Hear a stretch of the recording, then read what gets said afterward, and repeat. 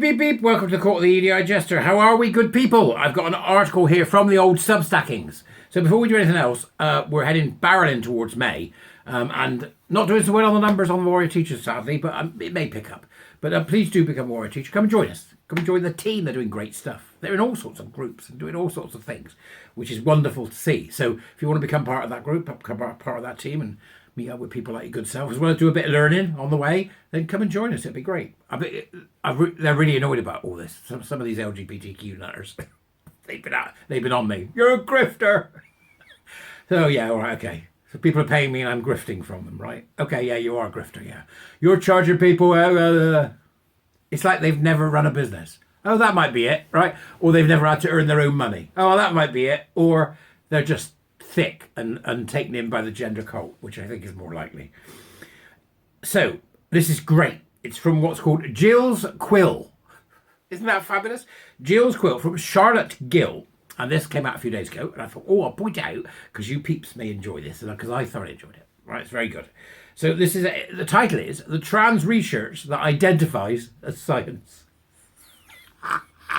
Great headline. Brilliant, Charlotte.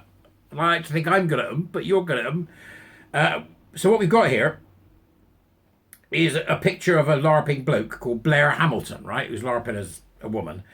And Charlotte begins by saying, today, Pink News wrote up a study claiming that trans athletes can actually be physically disadvantaged in some areas. Mentally, I'd agree with you, right? Physically disadvantaged in some areas. Funded by the International Olympic Committee and published in the British Journal of Sports Medicine, the study looked at 75 transgender and cisgender athletes, comparing the strength, power and aerobic capacity of the two groups. According to the article, I think aerobic capacity means the amount of oxygen they can get in their lungs, not whether they could do, Jane Fonda's or the Green Goddesses squat and crap yourself that they used to do on TV. Do you remember? Get it? No. Right, okay. That's because I'm old and I remember them. According to the article, trans women were seen to perform worse than their cis peers in certain cardiovascular tests. i.e. having a heart, cardiovascular tests, and to have less lower body strength. The bone density of transgender women was found to be similar to that of cis female athletes. So that would that be the osteoporosis or the bone damage caused by isn't that the bone damage? Like the acid of the hormones that destroys the bones. Looks like we were wrong all along! Exclamation mark. Trans women can be just as bad at sports as biological women. Worse even. Good news, guys, this proves we are exactly the same. I think the conclusion we're meant to come to, that they're exactly the same. Anyway, I thought I'd look into this study and I have some of my own findings to share. Perhaps the strangest thing is that it inadvertently sides with gender-critical feminists in its assertion that trans and non-trans cohorts are biologically different. It's just that the study tries to claim a disadvantage in the opposite direction. It immediately takes off in an ideological direction. Right, we need a study to prove that these LARPing men are not stronger than women. Hang on a second. What do you want it to say? That these men aren't as strong as these... You get it? Right, yeah, I've got it. So that's the end. Right, I'll go find the evidence. And if I can't find it, I'll make it up. Brilliant. Well, it starts with the abstract term cisgender, which is a very scientific term that everyone clearly agrees on. You can really sense you're in the midst of some serious academia here.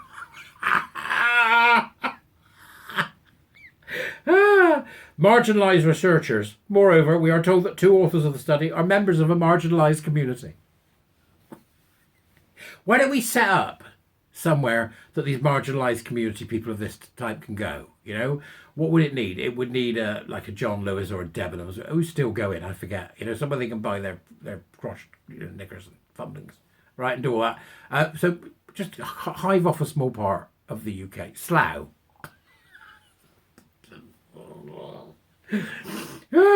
One of the people in the study is a transgender woman, and another a junior, to make her sound extra marginalised, woman from the global south. These are all these men sitting around in their knickers and their dresses going, well, we have to do something. What are we going to do? Try and find somebody from the global south. Absolutely insane. Not sure what it is meant to mean in the context of a paper sponsored by an international committee. They paid money for this. The International Olympic Committee are talking to LARPing men in dresses and going, yeah, we need to do a study on whether or not you're a man. How have we lost our minds? Ask for your money, but how'd you get a refund? Should be able to do it like you do on Amazon. Right? Any problems with your food? Yeah, you forgot to put the clotted cream in and I've ordered jams and scones. So I want a refund on all three. Yeah, we thought that this was serious science. It's not. We'd like a refund. Get the money back, sue them. That's what we need to be doing.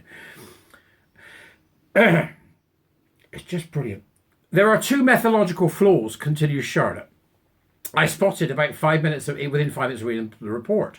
Although the title is Strength, Power and Aerobic Capacity of Transgender Athletes, a cross-sectional study, the participants don't actually seem to be athletes. Brilliant. In fact, they are people who were recruited through social media advertising on Meta platforms and X. Later on, researchers even concede that the findings may not be generalizable to global athlete populations, and no cisgender or transgender athletes, study participants, were competing at the national or international level. So, in fact, there was no actual athletes.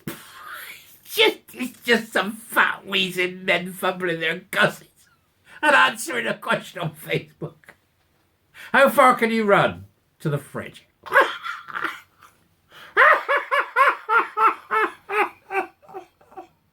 How are we supposed to take these people serious? Or not, are we? We're not going to take them seriously anymore. The next issue is that one of the key bits of data was self-ratings, a subjective measure. Participants were required to participate in competitive sports or undergo physical training at least 3 times a week, practically the same as being an athlete.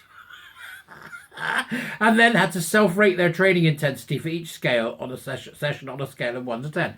Right, if you're a fat bugger like me, right, if you're like, pass me the cream cakes, or... yeah, go on, just a bit more butter on the toast. If you're a fat bugger, like me, right, and then you go and do this, oh, they're looking for trans athletes, I'll just, hang on a minute, I have to get changed before I fill out the form. I have to get changed. Right, we're going to go, oh, I'm going with the Laura Ashley. Right, okay, get the next on. All right, okay, ask a question. How old are you? I just put old. Right. How many times do you run more than a mile in a week? I don't ever run more than a mile in a week. I'll put once. That's what it is. Oh, I love it. Sure, it's got such a tongue on her. Such a tongue. She's really give him a good backlashing. I love it. All right, go and read it. I've stuck it in the doobers as usual. Come be a war teacher. Do the usual. Yeah, go on. Go and have a good day. Okay, I'll see you later. Trans athletes. Haven't they had to close most of the... They had like a third thing for them, didn't they? An open category. None of them bothered. Because they want to be validated as women. You're all mental. Get back in your respective closets. I'll see you later. Bye-bye.